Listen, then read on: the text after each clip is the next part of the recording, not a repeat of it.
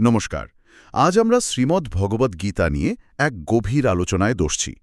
আমাদের হাতে আছে একটি পর্যালোচনা যার শিরোনাম শ্রীমদ্ ভগবদ্ গীতা একটি সমগ্র পর্যালোচনা। আমরা তো জানি গীতা মহাভারতেরই অংশ, সেই ভীষ্ম পর্বের কুরুক্ষেত্র যুদ্ধের ঠিক আগে, যখন অর্জুন একদম ভেঙে পড়েছেন, যুদ্ধ করতে চাইছেন না। ঠিক। সেই সময়েই তার সারথি শ্রীকৃষ্ণ তাকে যে পথ দেখালেন, যে কথাগুলো বললেন, সেটাই গীতা। হ্যাঁ, আর অদ্ভুত ব্যাপার হলো প্রেক্ষাপটটা যুদ্ধক্ষেত্র হলেও গীতার ফোকাসটা কিন্তু যুদ্ধ নয়। একেবারেই না।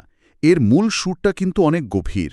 জীবনের মানে কি, কর্তব্য কাকে বলে, আত্মজ্ঞান, ভক্তি, এই সব। আর আমাদের আজকের লক্ষ্য হলো এই পর্যালোচনাটার সাহায্য নিয়ে গীতার এই মূল ভাবনাগুলো একটু তলিয়ে দেখা, বোঝার চেষ্টা করা যে আজকের দিনেও এই হাজার হাজার বছরের পুরনো কথাটা কতটা প্রাসঙ্গিক।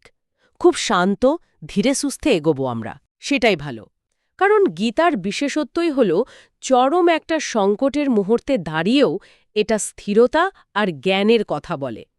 এর যে গঠন, 18টা অধ্যায়, প্রায় 700 শ্লোক, প্রতিটা অধ্যায়েই এক একটা যোগ, মানে পরম সত্যের সঙ্গে যুক্ত হওয়ার পথ। এমন গভীর বিষয় নিয়ে শান্ত আলোচনাই দরকার। অবশ্যই। তাহলে চলুন শুরু করা যাক। প্রথম যে বিষয়টা এই পর্যালোচনাতে খুব গুরুত্ব পেয়েছে সেটা হলো আত্মা আর ব্রহ্মের ধারণা। গীতায় আত্মাকে ঠিক কিভাবে দেখা হয়েছে? হ্যাঁ, পর্যালোচনাটা এখান থেকেই শুরু করছে। গীতায় আত্মাকে বলা হচ্ছে এমন এক সত্তা যা শাশ্বত, মানে যার কোনো বিনাশ নেই। এই যে আমাদের শরীর, এর জন্ম হয়, বদলায়, একদিন শেষও হয়ে যায়।